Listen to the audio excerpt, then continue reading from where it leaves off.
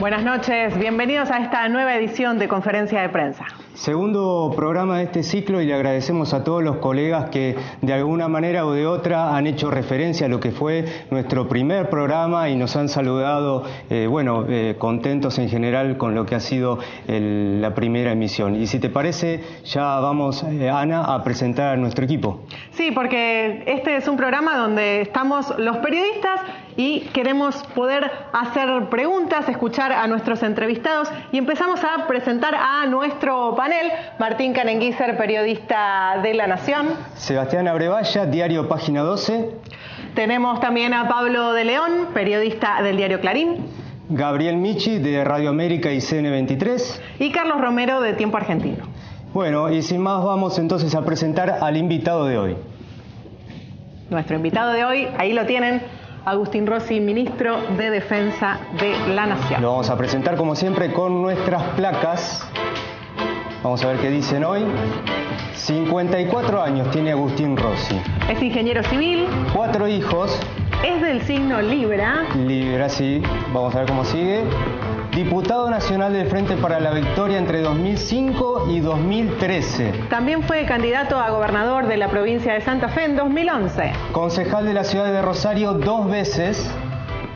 Y tenemos más información. Ahora vienen las más polémicas, ¿no? Las placas más polémicas. El apodo, El Chivo. Es hincha de River. No sabemos por qué, ni de Central ni de News. Tiene una explicación. Bueno, ahora la vamos a preguntar. Y no pudimos, estuvimos haciendo la investigación, no pudimos saber qué comida es la preferida, pero sí la que odia, el pastel de papas.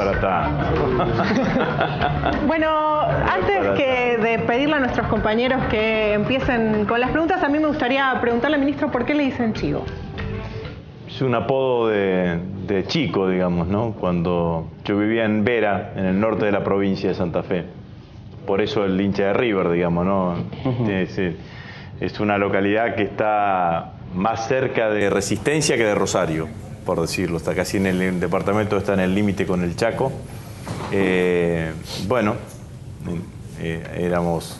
Yo tengo 54 años, nací en el año 59, escuchábamos el fútbol por la radio, así que éramos de River, Boca, y si había algún segundo equipo eran los equipos de Santa Fe, digamos, ¿no? Rosario estaba lejos en esa instancia, digamos, ¿no? Y el apodo me lo pusieron en los pibes de la cuadra, del barrio, digamos, ¿no? Había uno que era más grande que yo, que se dedicaba a ponerle apodos al resto, y a mí me puso cara de chivo. Como corresponde, después que para jugar al fútbol era demasiado largo el apodo cara de chivo, pasámela, ya la había perdido la pelota, digamos, ¿no? Entonces quedó chivo, así que no tiene nada que ver ni con la barba que tenía antes, ni con el carácter, ni con nada que se le parezca. Bueno, ¿y lo del pastel de papas tiene alguna explicación? No, lo del pastel de papa habrá sido parte del equipo que les dio la información de malditos, digamos, pero no es una cosa así que... No es una cosa que me atraiga el pastel de papa, pero no para decir odia el pastel de papa, digamos, no para nada. No es una afrenta que le sirvan una porción de pastel. No.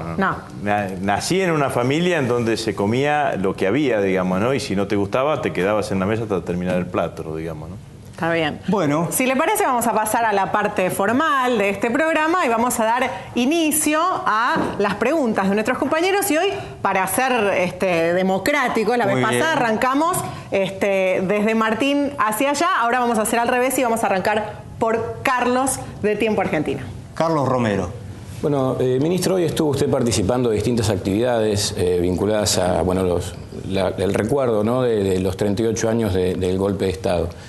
Estuvo en el barrio La Carbonilla, después también estuvo en la Plaza de Mayo, pero digo, usted como funcionario del Estado recorre también barracas, recorre bases militares. ¿Qué opiniones, qué consideraciones pudo recoger de su actividad diaria respecto de estos 38 años que se han cumplido del golpe de Estado? La referencia es hacia el interior de las Fuerzas Armadas. Claro, ¿no? Sí, ¿qué impresiones pudo, digo, de su actividad diaria, cotidiana, ir recogiendo de los hombres de uniforme, ¿no? Bueno, a mí me parece que tenemos claramente unas Fuerzas Armadas distintas, ¿no? Unas Fuerzas Armadas que están más pensando en el futuro, más pensando desde su lugar, desde el lugar de la defensa, desde el lugar de ser el instrumento militar de la defensa, cómo se integran y cómo participan y cómo aportan para la construcción de la nación. ¿Qué Fuerzas Armadas ancladas en el pasado? En estos días nosotros hemos hecho mucha referencia a esto que está acá, digamos, ¿no? Que son el hallazgo documental al cual llegamos de los documentos que estaban en el subsuelo del edificio Cóndor. Y yo lo digo con muchísima sinceridad, nosotros no hubiésemos llegado nunca a esos documentos si no hubiese sido por la decisión del jefe de la Fuerza Aérea, que me llamó telefónicamente y me dijo que había encontrado un material que él creía que podía ser sensible de la época de la dictadura militar. Me parece que esa actitud muestra claramente que tenemos Fuerzas Armadas claramente comprometidas con el futuro, con el respeto a la democracia, a las instituciones, a la vigencia de los derechos humanos, sin ninguna duda. ¿Y hasta ahora qué han encontrado ahí, en esos archivos? Son 6 tomos, ¿no es cierto? No, bueno, esta es una parte, digamos, ¿no? Lo que está acá es lo que hemos hecho impreso, son los 6 tomos en los cuales está las 280 actas que corresponden a las 280 reuniones que tuvo la Junta Militar entre el 76 y el 83, digamos, ¿no? Y lo que encontramos en ese momento eran las actas originales con la firma original de quién eran los jefes de la fuerza en ese momento, porque las actas funcionaban como cualquier sistema de actas, digamos, ¿no? Se hacía la reunión, si era en el edificio Libertador, el secretario general de la fuerza del ejército, que era la sede del edificio Libertador, era el que elaboraba el acta. En la próxima reunión, antes del inicio de la reunión, se firmaba el acta anterior, digamos, ¿no? Y está la firma de quienes eran los jefes de las fuerzas en ese momento, digamos, ¿no? Las primeras actas, obviamente, firmadas por Videla, Macera y Agosto. Esta es una parte de la documentación. El resto de la documentación son 11.773 volúmenes documentales que ya están en la biblioteca de la Fuerza Aérea Argentina, que ya están clasificados, calificados y ordenados, y que en la biblioteca de la Fuerza Aérea hay 2 puestos de consultas a partir de los cuales cualquier ciudadano argentino puede ir a esos puestos de consulta y revisar toda la versión digital, porque la totalidad de la documentación está digitalizada de los archivos que encontramos allí en el edificio Cóndor el 31 de octubre del año pasado. Y sorprende que no son solo temas de la represión ilegal, sino se trataban y se firmaban también actas relacionadas con temas, por ejemplo, de decisiones económicas. Hay varias sorpresas, digamos, ¿no? Desde el punto de vista del interés histórico, digamos, ¿no? Pero como también encontramos una cantidad de documentación que era de la CAL era la Comisión de Asesoramiento Legislativo, era un engendro que se había hecho en la idea de reemplazar el funcionamiento del Congreso, hay allí debates sobre determinadas leyes y claramente la posición de quien era el jefe de Economía, digamos, ¿no? El ministro José Alfredo Martínez de Oz, era la posición que se imponía inclusive ante algunas objeciones que partían desde el interior de alguna de las fuerzas, digamos, ¿no? Pero allí yo creo que esa documentación avala lo que venimos diciendo de hace bastante, que el periodo del 76 al 83, el carácter fue un carácter cívico-militar de la dictadura, y claramente hay 2 o 3 leyes, la ley de entidades financieras, la ley de protección a las inversiones extranjeras, la ley de garantía a los depósitos bancarios, que de alguna manera son leyes que vienen a reformular el sistema jurídico argentino que existía en ese momento para empezar a habilitar lo que después fueron años de planes económicos de matriz neoliberal, ¿no? Bueno, ¿seguimos? Sí, seguimos con Gabriel. Ministro, bueno, usted hacía referencia recién a estos archivos, particularmente este hallazgo que ocurre 37 años después del inicio de la dictadura militar. La pregunta es, estando en el edificio más importante de la Fuerza Aérea, ¿cómo pudo estar en secreto durante tantos años? ¿Hubo complicidades internas de las Fuerzas Armadas para tener eso? Y si el hecho de que sea la Fuerza Aérea la que conservó estos archivos tiene que ver con una forma de autoprotegerse, teniendo en cuenta que fue la fuerza que menos participación tuvo en la represión ilegal. No podría afirmar ni responder ninguna de esas reflexiones. ¿por qué se encontraron ahora? Y bueno, yo tengo que atenerme a la versión que me dieron. La versión que me dio el jefe de la Fuerza Aérea es que estaban haciendo limpieza en el subsuelo del edificio Cóndor, que no era un lugar habitual de tránsito, por decirlo de alguna manera, ese lugar donde estaba la documentación, y que que le informaron, y él lo que hizo fue informarme a mí, digamos, ¿no? Entonces, todo lo demás corresponde a una evaluación que la verdad que a mí, no digo que no me interesa, pero yo la subalternizo ante el hecho de la magnitud de la documentación encontrada,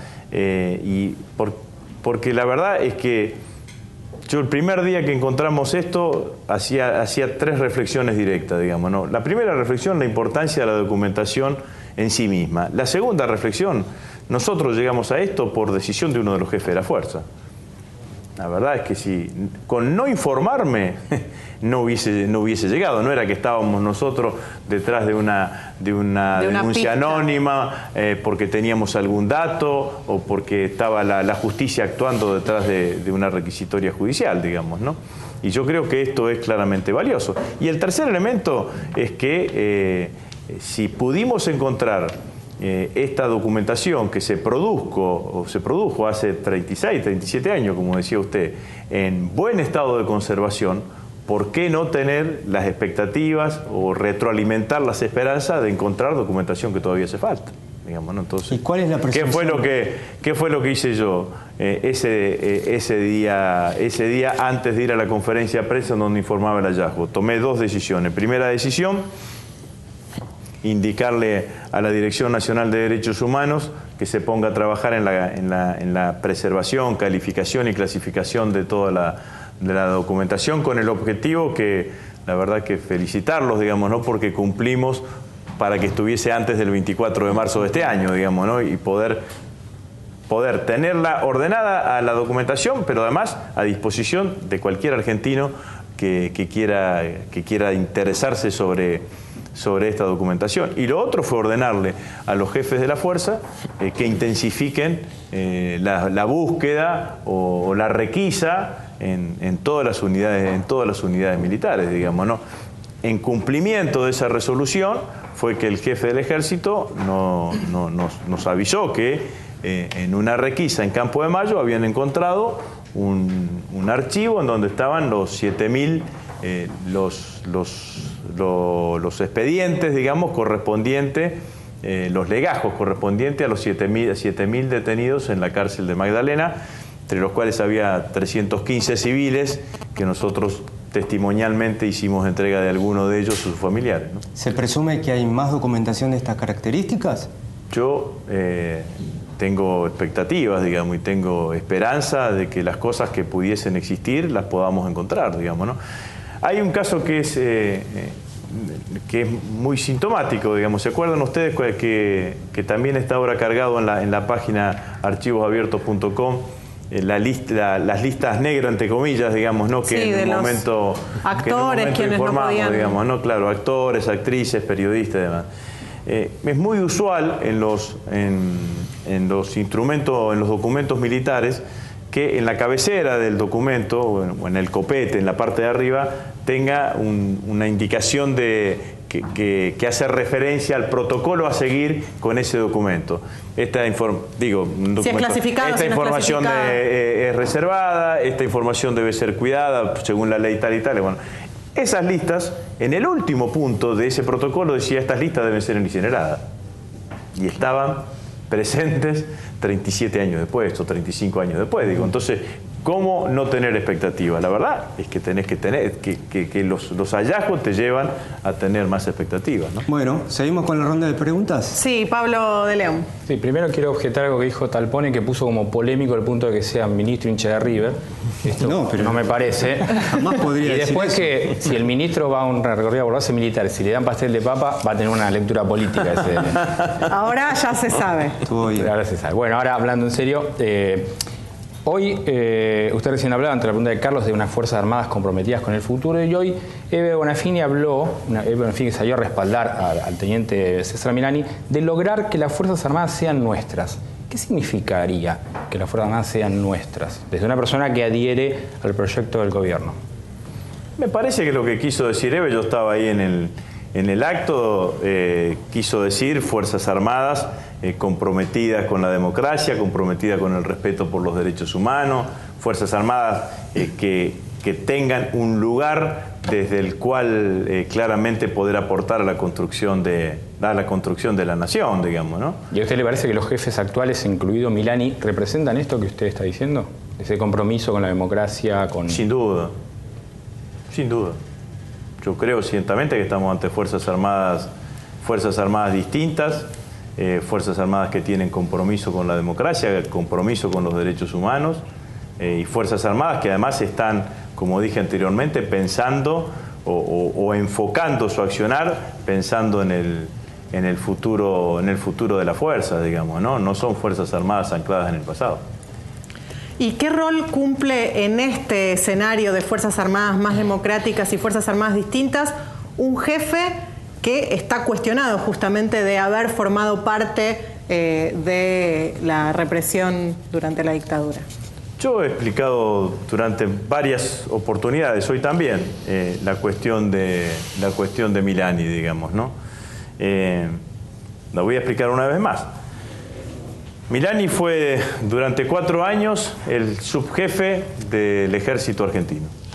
Digamos, no es que nosotros fuimos a buscar a un teniente primero y lo hicimos jefe del ejército argentino y los argentinos se enteraron de la existencia de ese teniente primero cuando fue jefe del ejército argentino. La verdad es que Milani ya era Milani antes de ser jefe del ejército argentino, porque durante 4 años era el subjefe del ejército.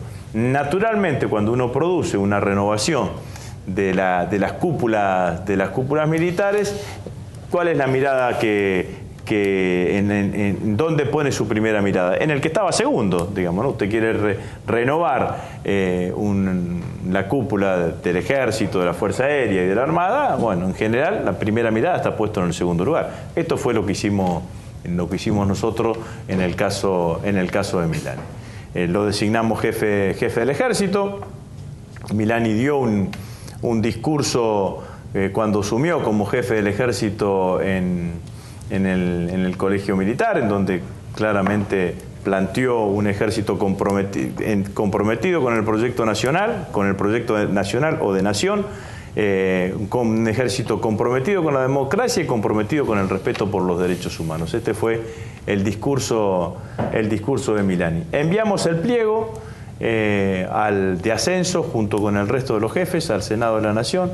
Se dio todo un debate en ese momento, estábamos en los preludios de la campaña electoral, la presidenta decide postergar el tratamiento para que el tratamiento fuese un tratamiento menos politizado, por decirlo de alguna manera, más aséptico. A esta altura hay que decir que Milani fue ascendido 3 veces por el Senado de la Nación. 3 veces anteriores, en los distintos ascensos que tuvo, su pliego fue aprobado por el Senado de la Nación. Aparecen 2 denuncias en 2 juzgados, uno en el juzgado de Tucumán y otro en el juzgado de La Rioja. Milani se presenta voluntariamente a esos 2 juzgados. Hasta el día de hoy no hay ninguna modificación de la situación procesal de Milani en cada uno de esos juzgados. Han pasado 8 meses, o 8 o 9 meses desde ese momento. En diciembre, cuando había que tratar la totalidad de los ascensos de los efectivos militares, no había ningún elemento que nos haga modificar una decisión que habíamos tomado anteriormente. Ahora, ¿la defensa de Milani es más política que judicial o es más judicial que política para el gobierno? ¿Qué pasaría en un eventual procesamiento, por ejemplo? Bueno, esa es una hipótesis que habría que analizar en su momento. Lo cierto es que a mí me preguntan qué ha pasado con lo de Milani desde julio del año pasado hasta marzo de este año, no ha habido ninguna modificación de su situación procesal. Por eso el gobierno insiste con la decisión inicial, que era Milani jefe de la fuerza, digamos. Después, las consideraciones son de características, algunas consideraciones que se hacen son de características políticas, digamos, ¿no? Como alguien que ha dicho, bueno, pero Milani tendría que haber sabido. Si eso es así, se lo aplicamos a la totalidad de los jefes militares, tengo que ir, sí, a un mayor o a un teniente coronel, digamos, ¿no? Para jefe del ejército, digamos, ¿no? Porque la sola pertenencia a la fuerza, Milani era subteniente, en el 76 fue subteniente, en el 77 era subteniente, la sola pertenencia a la fuerza lo descalifica. No me parece que haya sido el criterio que se haya aplicado siempre. Y por el otro lado, nosotros también tenemos que ser consecuentes con lo que hemos dicho siempre: memoria, verdad y justicia, y esto es lo que estamos haciendo.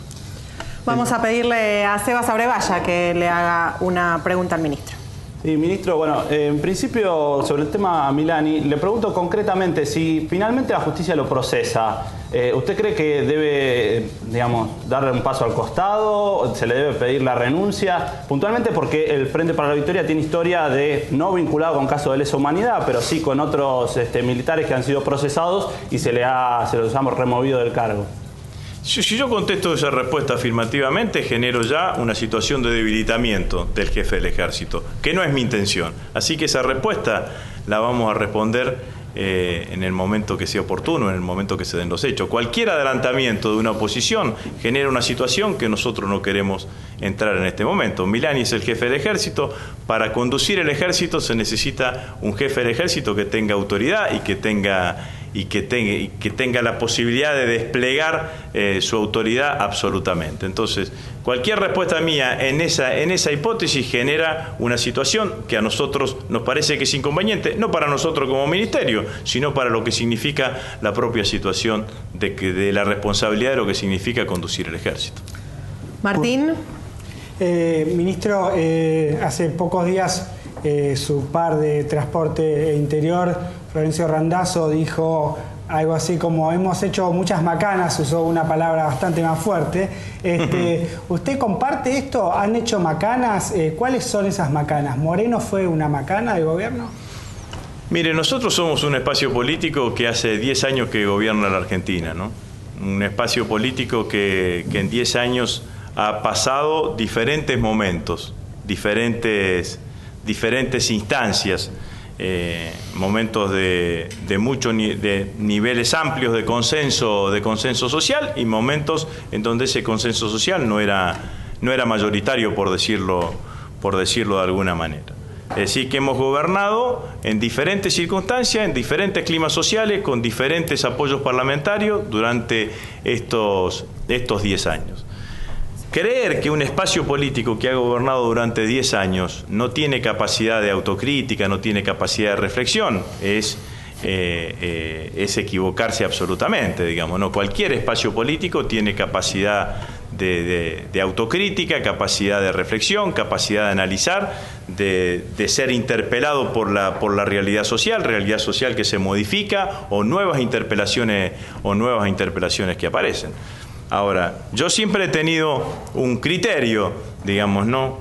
Como no somos un espacio político que muchas veces encuentra beneplácito de la opinión de los comunicadores sociales, y tenemos además una oposición lo suficientemente dura que permanentemente nos critica, la autocrítica pública me suena más a un flagelo autoimpuesto que a un acto de reflexión, digamos, ¿no? Entonces, en mi criterio, siempre entiendo que en el ejercicio de la crítica, el ejercicio de la autocrítica, el ejercicio de la reflexión, tienen que ser de puertas hacia adentro, y por sobre todas las cosas tienen que dar como conclusión una resultante de una política que termine siendo productiva de aquí para adelante. Esos momentos más difíciles, en algún momento se dijo que el gobierno gobernó mejor cuando tenía menos consenso. Usted por lo menos me admite que esto fue así. Después del 2009, cuando no estuvo bien en las elecciones, ¿el gobierno reaccionó mejor cuando no tuvo tanto poder?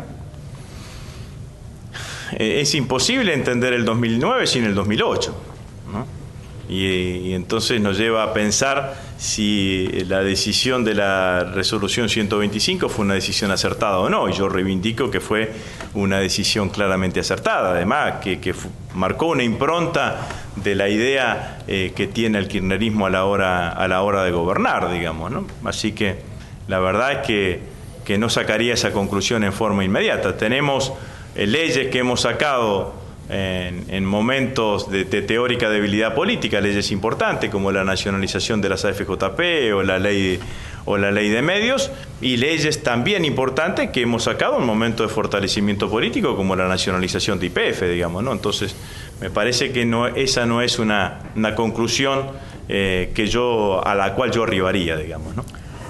Vamos a pedirle de nuevo a Carlos que comience con sus preguntas. Ministro, recién se mencionaba a Florencio Randazzo, integrante del gabinete del Gobierno Nacional.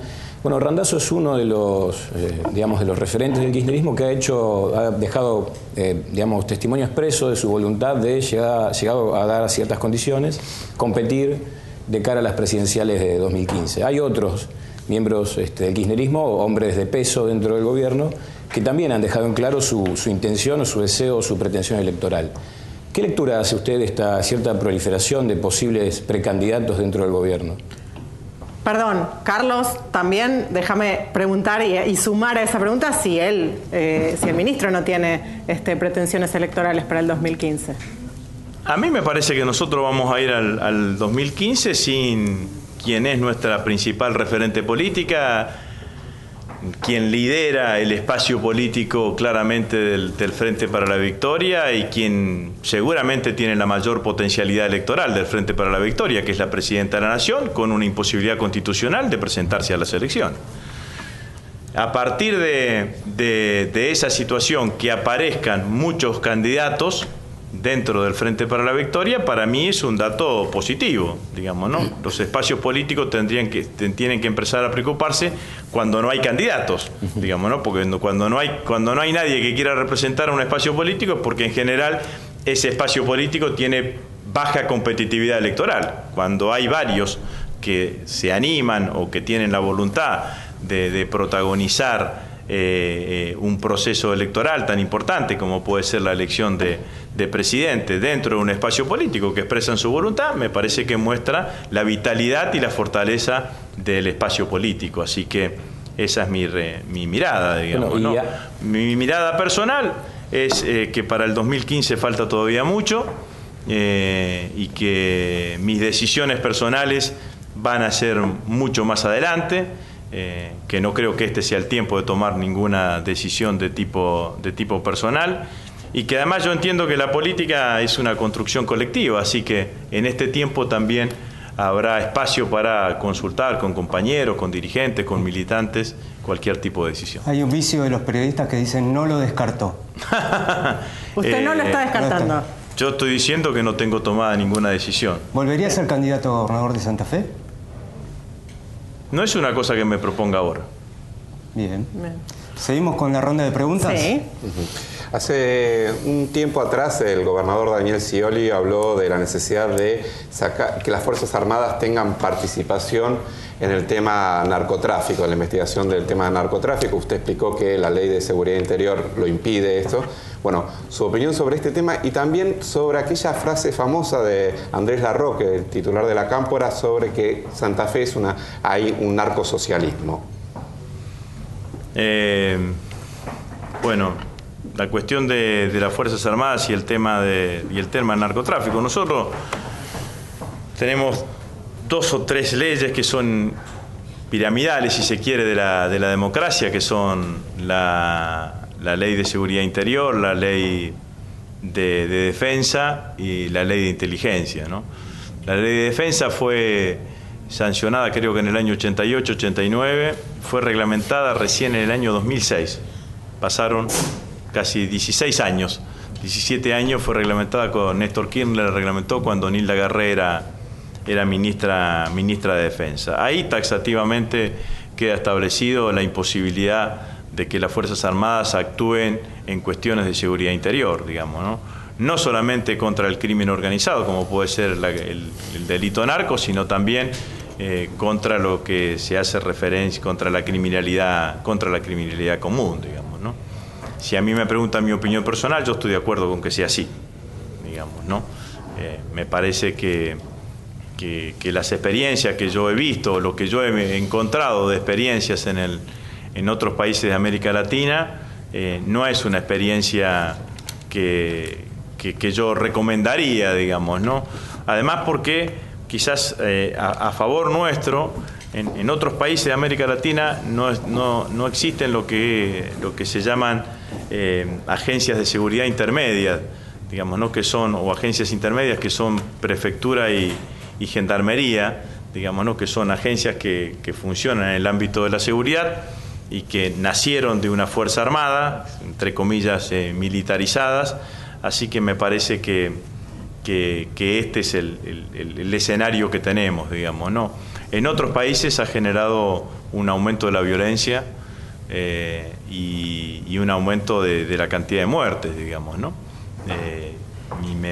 Y en ningún lado uno puede decir, bueno, se ha mejorado la situación, digamos, ¿no? Entonces, la verdad es que yo no lo recomendaría bajo ningún punto de vista. ¿Sobre el narcosocialismo en la provincia de Santa Fe? Eso fue hace tanto tiempo, digamos, ¿no? ¿Pero fue un error? ¿Fue un error?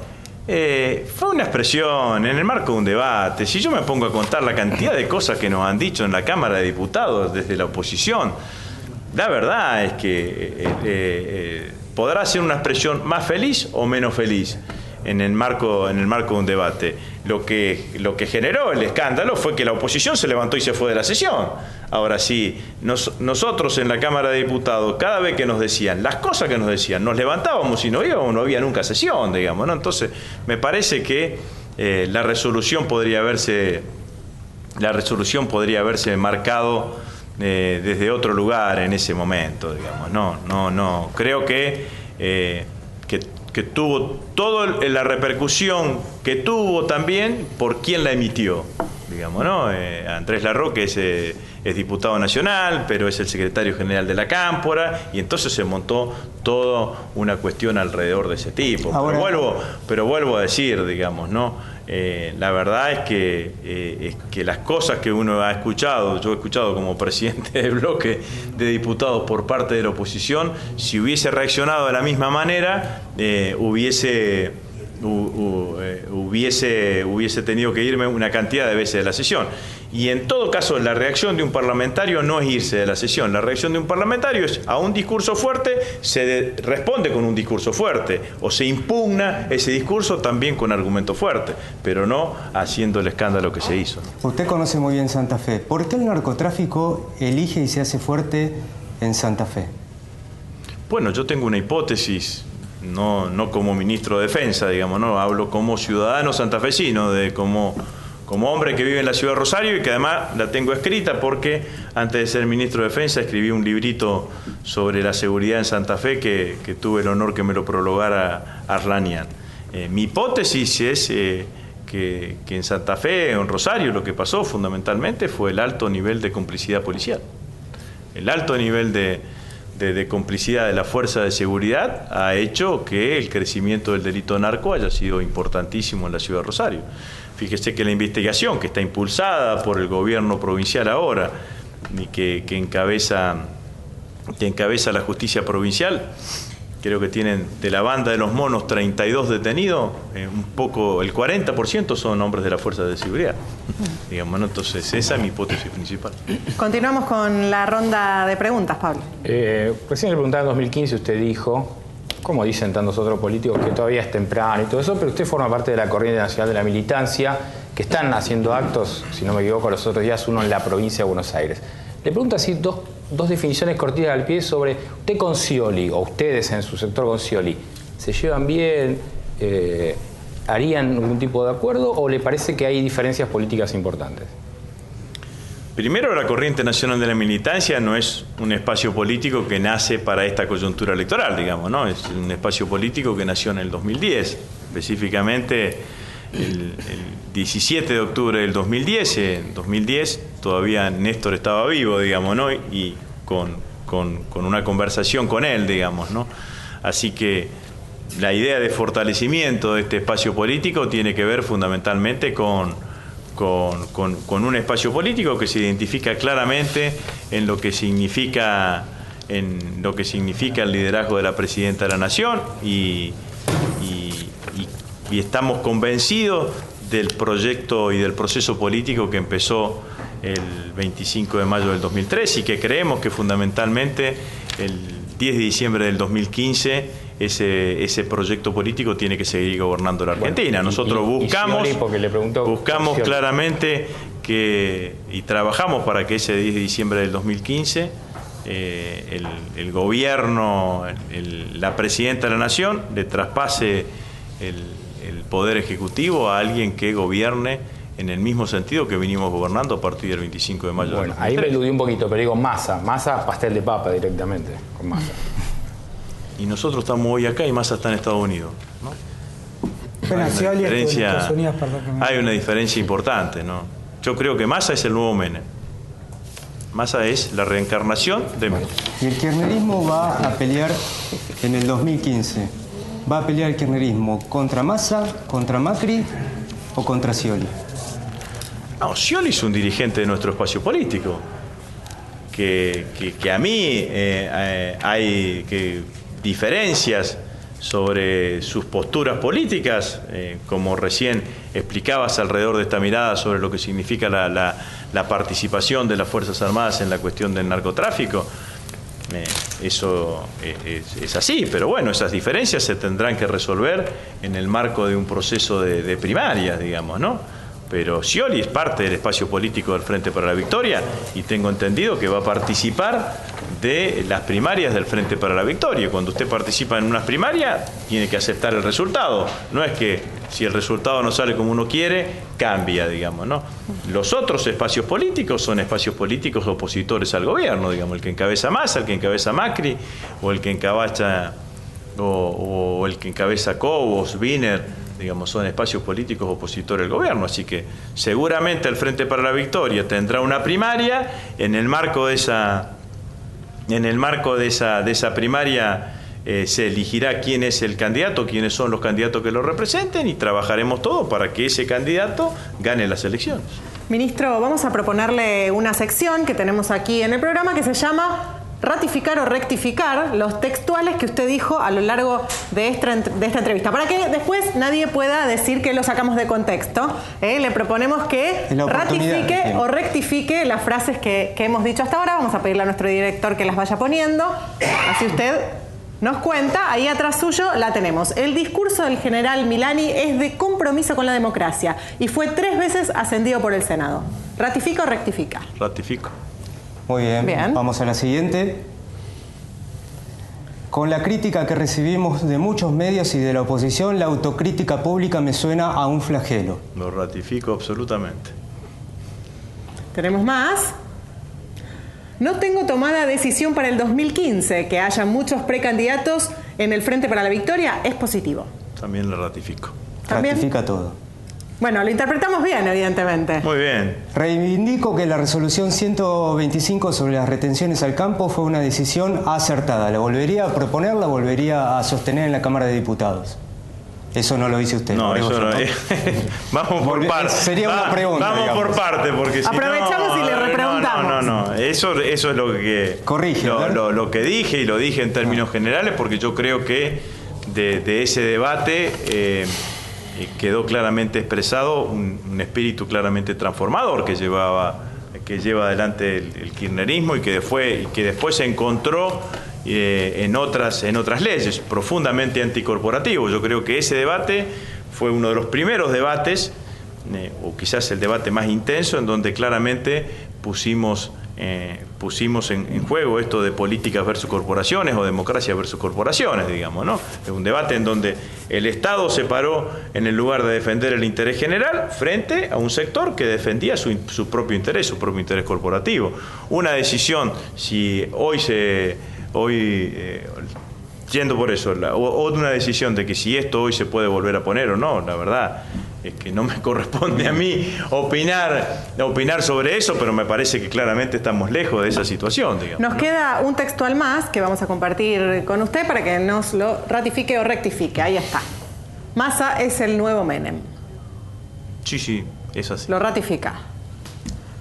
Bueno, seguimos con la ronda de preguntas. Vamos a seguir con la ronda de preguntas, sí. Le toca a Sebastián. Sí, volviendo con el tema político, ¿cómo vio la reunión de gobernadores del PJ? Usted, bueno, tiene la agrupación, la Corriente Nacional de la Militancia, pero es un hombre que viene del peronismo también, que está dentro de ese espacio.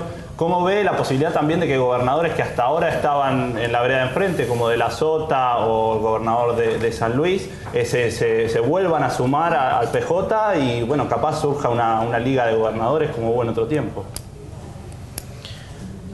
No creo que surja una liga de gobernadores. Me pareció bien la reunión de los distintos gobernadores del Partido Justicialista. Entiendo que va a haber un proceso de normalización de las nuevas autoridades del justicialismo. Yo soy miembro del Consejo Nacional del Partido Justicialista. Me parece que en estos días va a haber una reunión del Consejo Nacional del Partido Justicialista, donde ahí se definirá cómo va a ser el mecanismo de renovación de las autoridades. Esta conducción que tiene hoy el Partido Justicialista es una conducción que ya tiene más, que fue la conducción que eligió a Néstor Kirchner, presidente del Partido Justicialista, o sea que claramente tiene que ir hacia una renovación de autoridades. Me parece que en el marco de un escenario en donde el Partido Justicialista es el principal articulador del Frente para la Victoria y el Frente para la Victoria es el sostén político, institucional y electoral del gobierno que lidera la presidenta Cristina Fernández de Kirchner. Quien quieran estar dentro del Partido Justicialista, ¿Lo ve a bienvenido. Fellner bien para ocupar ese cargo? Es uno de los principales nombres, el gobernador de Jujuy, para ser presidente del partido. Bueno, no sé quién será, digamos, ¿no? Y supongo yo que se saldrá del consenso. Si usted me pregunta una opinión personal sobre Eduardo Fellner, mi opinión personal es excelente. He compartido con él 4 años, él como presidente de la Cámara y yo como presidente del bloque de diputados. La verdad que es un dirigente político claramente identificado con este proyecto político y con una capacidad de diálogo, capacidad de consenso. Ha sido 3 o 4 veces gobernador de su provincia. Si ustedes recuerdan también en un consejo, en ese congreso partidario al principio del inicio del gobierno de Néstor Kirchner, Fellner fue presidente por unos días. Se acuerdan que después renunció la cúpula partidaria de ese momento. Así que entiendo que si el consenso va en este sentido y que es un hombre que tiene todas las cualidades y todas las capacidades como para llevarlo adelante, pero veremos qué pasa en los próximos días, digamos. Martín. Ministro, respetando su decisión de no autoflagelarse, pero ¿qué opina sobre el caso Zanini-Liuzzi? ¿No es demasiado costoso ya para el gobierno sostener a un juez como Yarvide, digamos, tanto en el Consejo de la Magistratura como a nivel político? Lo primero que quiero decir es hacer una defensa enfática de Carlos Zanini, ¿no? Carlos Zanini es uno de los funcionarios de los cuales nosotros nos enorgullecemos, digamos, ¿no? Nos enorgullecemos porque ha venido acompañando a la presidenta de la Nación y a Néstor Kirchner desde hace muchísimos años, ha estado desde el primer día del gobierno, ha participado de toda la arquitectura legal que si usted quiere, que ha generado el kirchnerismo durante estos 10 años, desde su lugar de secretario legal y técnico, y tiene una mirada ponderada, una mirada responsable y una mirada ideológica sobre el rumbo del gobierno que yo comparto absolutamente, digamos, ¿no? Me parece que lo que yo tengo para decir en este caso es defender y decir lo que acabo de decir. Para nosotros, Carlos Zanini es un orgullo como funcionario y como militante político. ¿Y Ollarvide? Ollarvide es un juez que tendrá que responder a las lógicas que tienen los jueces a partir del Consejo de la Magistratura. Bueno, ahora vamos a pasar a la última parte de este programa, que es como contarle también al entrevistado cómo es el proceso de producción de noticias. Le preguntamos, le dimos la posibilidad de que ratifique o rectifique y ahora titulamos. Le ponemos título a esta entrevista que acabamos de hacer y vamos a arrancar por Carlos Romero. ¿Cuál sería tu título, Carlos? Sí, bueno, mi título creo, debo decir que el de Massa es el nuevo Menem también es muy interesante. Y justamente creo que Massa es el nuevo Menem y vamos a ir a 2015 si nuestra principal referente son dos títulos que dan que hablar.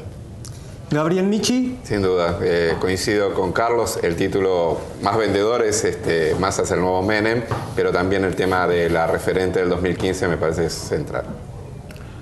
Pablo, de León. Título y bajada. Massa es el nuevo Menem, las Fuerzas Armadas están comprometidas con la democracia e hizo una defensa enfática de Zanini. Bien, todo completo. Editor completo. El vicio también del editor.